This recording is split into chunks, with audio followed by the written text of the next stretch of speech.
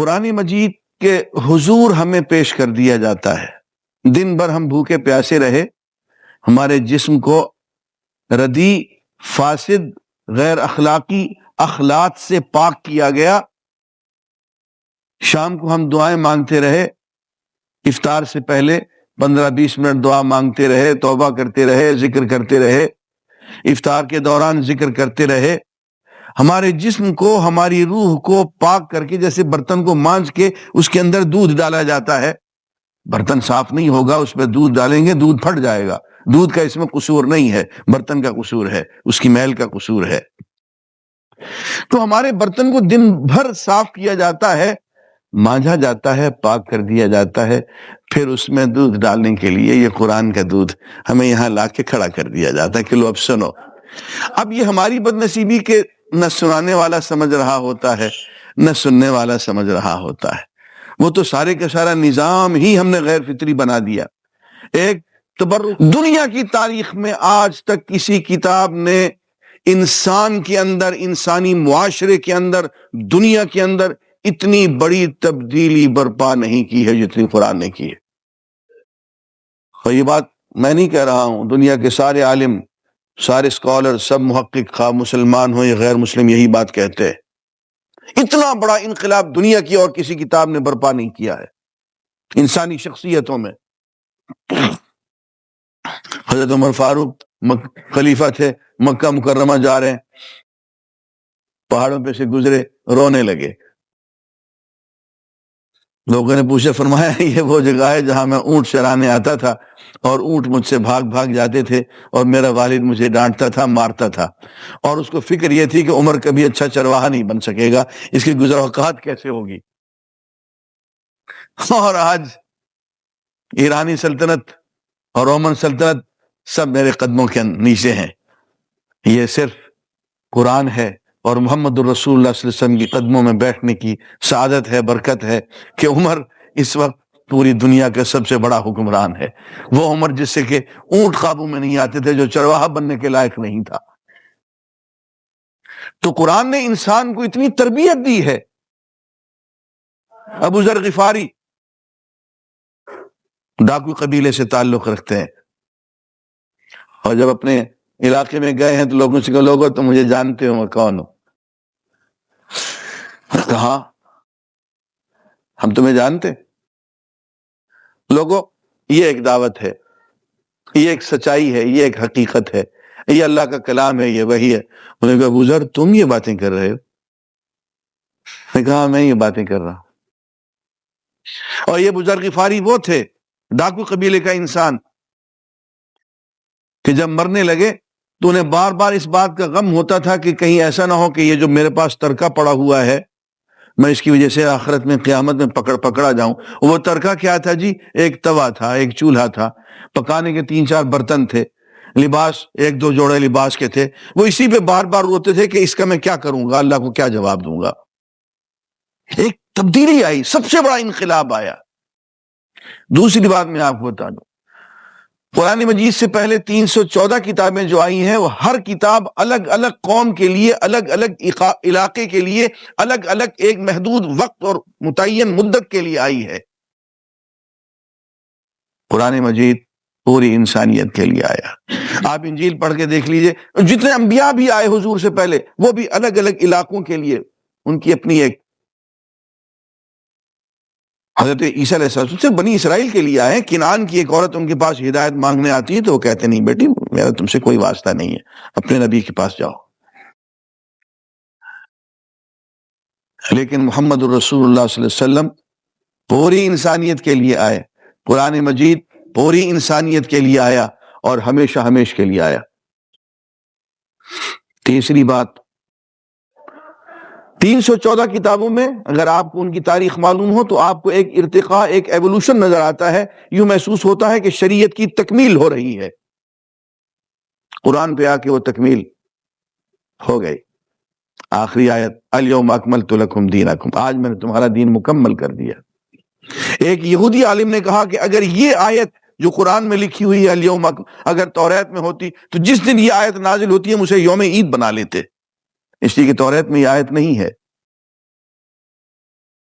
اس لیے نہیں ہے کہ ابھی دین مکمل ہو رہا تھا، قرآن مجید پہ آ کے شریعت دین اپنی پورے جوبن پہ آ گیا، ارتقائی منازل اس نے طے کر لی، اب اس میں مزید کسی اضافے کی کمی کی گنجائش باقی نہیں رہی۔ اور چوتھی بات یہ ہے جناب کہ یہاں آ کے اللہ تعالیٰ نے ایک وعدہ کر لیا، اور وہ وعدہ یہ کہہ کے کہ اب یہ آخری کتاب ہے، اب یہ آخری رسول ہے، یہ آخری امت ہے، اس کے بعد یہ نبیوں کے بھیجنے کے سلسلہ ہم ختم کر رہے ہیں۔ اس لیے پانچویں بات کہ ہم اس کتاب کی حفاظت کریں گے۔ پہلے چونکہ ایک کتاب کے بعد دوسری کتاب آ رہی ہوتی تھی، ایک نبی کے بعد دوسرا نبی آ رہا ہوتا تھا، تو لوگ دین میں کتاب میں تحریف کر دیتے تھے تو اللہ تعالیٰ پرواہ نہیں فرماتے تھے، کسی کے ہاتھ نہیں پکڑتے تھے، نہیں بھائی اب نبی اور کوئی نہیں آنا ہے، اب کتاب اور کوئی نہیں آنی ہے، اب دین میں تکمیل بھی اور نہیں ہونی ہے، اب یہ کتاب صرف کسی ایک خاص گروہ، ایک خاص امت، خاص علاقے کے لیے بھی نہیں ہے، سب کے لیے ہے۔ اس لیے اب اس کتاب کی حفاظت ہوگی، اور صرف اب ایک اہم نقطہ میں علمی طور پر بیان کر رہا ہوں، یہاں لوگوں نے ٹھوکر کھائی ہے، اس نقطے کو غور سے سنیں۔ اس کتاب کے الفاظ کی بھی حفاظت ہوگی، اس کتاب کے معنی کی بھی حفاظت ہوگی۔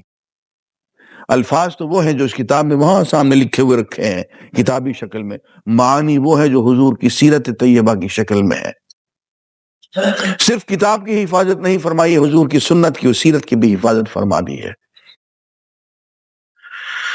تو عزیزان گرامی، یہ اہتمام، یہ انتظام کہ صرف کتاب کی ہی حفاظت نہیں فرمائی، اس کے معنی کی بھی حفاظت دنیا کے کسی اور دین کو اب حاصل نہیں ہے۔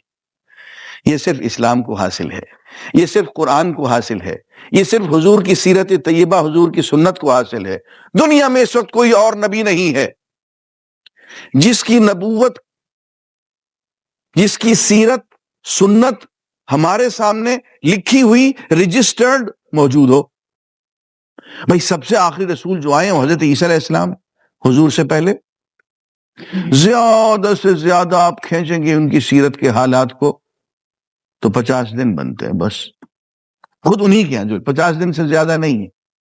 حضرت موسیٰ علیہ السلام کی پریکٹیکل لائف، ان کی سیرت جو ہے چند دن سے زیادہ ہمارے پاس موجود نہیں ہے، اور انبیاء کا تو کہنا ہی کیا۔ چند حضرت عیسیٰ علیہ السلام کی بچپن کے حالات، ان کی معجزانہ پیدائش، اور پھر درمیان میں چند دن وہ ماہی گیروں کے ساتھ وہ تبلیغ کا کام کرتے ہوئے، جسے وہ بپتسمہ کہتے ہیں، بیپٹزم کہتے ہیں، اور پھر آخری زندگی کے حالات کہ کس طرح سے معجزانہ طور پہ وہ وفات پاتے ہیں اور غائب ہو جاتے ہیں۔ یہ 50 دن کے حالات بنتے ہیں، اس سے زیادہ کوئی ہمیں نکال کے دے دے او بھائی 50 دن کے حالات سے ہم کیا ہدایت لیں؟ میں نے عیسائی علماء سے امریکہ میں کہا، میں نے کہا یار میں عیسائی بننا چاہوں، حضرت عیسیٰ علیہ السلام کا میں اتباع کرنا چاہوں، بطور شوہر کے میں کیسے اتباع کروں؟ ان کی شادی کے کچھ حالات تمہارے ہاں درج ہیں؟ کہنے لگا نہیں۔ میں نے کہا بطور تاجر کے، میں ایک تاجر ہوں، ایک کارخانہ دار ہوں، ایک زمیندار ہوں، ایک سیاست دان ہوں، بطور تاجر کے، بطور کارخانہ دار کے، بطور سیاست دان کے، بطور ہیڈ آف دی اسٹیٹ کے، بطور سپہ سالار کے، میں اگر حضرت عیسیٰ علیہ السلام کا اتباع کرنا چاہوں، کوئی مجھے راستہ ملے گا تمہارے یہاں سے؟ انہوں نے کہا نہیں۔ تو میں نے کہا میں پھر کیا کروں گا بھائی؟ میں نے کہا ہمارے یہاں آؤ، تمہیں حضرت عیسیٰ کی سیرت ملے گی ہمارے ہاں۔ تمہارے یہاں انجیل نہیں ہے، تم مانتے، ہمارے ہاں انجیل موجود ہے۔ یہ جو قرآن ہے یہ انجیل کا، توریت کا، زبور کا لیٹسٹ ایڈیشن ہے، یہ وہی کتاب ہے، یہ اسی کا ورشن ہے۔ یہ محمد رسول اللہ صلی اللہ علیہ وسلم کی جو سیرت طیبہ ہے یہ کوئی نئی چیز نہیں ہے، یہ تمام انبیاء، تمام رسولوں کی سیرت کا نچوڑ ہے، ان سب کا عطر ہے۔ تمہیں حضرت عیسیٰ کی سیرت نہیں ملتی ہے اپنے ہاں کہیں تاریخ میں، تو ہمارے آؤ، ہماری حدیث کی کتابوں میں یہ حضرت عیسیٰ علیہ السلام ہی ہے۔ تو عزیزان گرامی، میں عرض کرنا چاہ رہا ہوں کہ ہم دنیا کی خوش قسمت ترین قوم ہیں۔ ہمیں پتہ نہیں ہے کہ ہمارے پاس کیا کیا ہیرے اور جواہر پڑے ہوئے ہیں، اور ہم دوسروں کی ٹھیکریوں کو ہم للچائی ہوئی نگاہوں سے دیکھتے ہیں، ادھر جا کے ادھر جا کے ادھر جا کے۔ وہ میاں ایک نظر اپنے گھر میں جو تو نے ہیرے جواہر چھپا رکھے ہیں اور تمہیں ان کا پتہ بھی نہیں ہے، یار ایک نظر ان کو بھی سنبھالنے کی کوشش کرو، ان کی قیمت بھی جاننے، ان کا بھی مول ڈالو، ان کو بھی بازار میں لے کے آؤ۔ بس یہ مقصد ہے ماہ رمضان کا، کہ قرآن مجید کو ہم اچھی طرح سے سمجھ لیں اور سمجھائیں۔ آخری بات میں اس تعارف میں صرف عرض کروں گا، صحابہ کرام کا تصوف، احسان کہہ لیں، ولایت کہہ لیں، روحانیت کہہ لیں، جو بھی نام آپ دے لیں، قرآن اس کو احسان کا لفظ کہتا ہے، وہی مناسب ترین لفظ ہے۔ 3 باتوں میں تھا صحابہ کا تصوف، صحابہ کی ولایت، 3 باتیں۔ یہ سید سلیمان ندوی کا قول ہے رحمت اللہ علیہ۔ فرماتے اول نماز، جو اہتمام وہ نماز کا کرتے تھے اتنا کسی چیز اور کا اہتمام نہیں کرتے، نماز قائم کرنا۔ نمبر 2 قرآن مجید کی تلاوت، بہت سمجھ کے، بہت غور و خوض کے ساتھ۔ اور نمبر 3 جہاد، اور جہاد کی ایک شکل تو میدان جنگ میں قتال، اور ایک یہ کہ قرآن سیکھنا، سکھانا، اس پہ عمل کرنا، کرانا، اس کو نافذ کرنا۔ یہ 3 باتیں تھیں۔ عزیزان گرامی، اللہ تعالیٰ سے دعا ہے، یہ ہم قرآن مجید پڑھنا شروع کر رہے ہیں، اے اللہ اس قرآن کو جس سے تو نے محمد عربی صلی اللہ علیہ وسلم کے دل پہ اتارا اور آپ کے دل سے یہ پوری انسانیت پہ اتر گیا، اے اللہ اس کی کچھ کرنیں ہمارے دل پہ بھی اتار دے۔ وآخر دعوانا الحمدللہ رب العالمین۔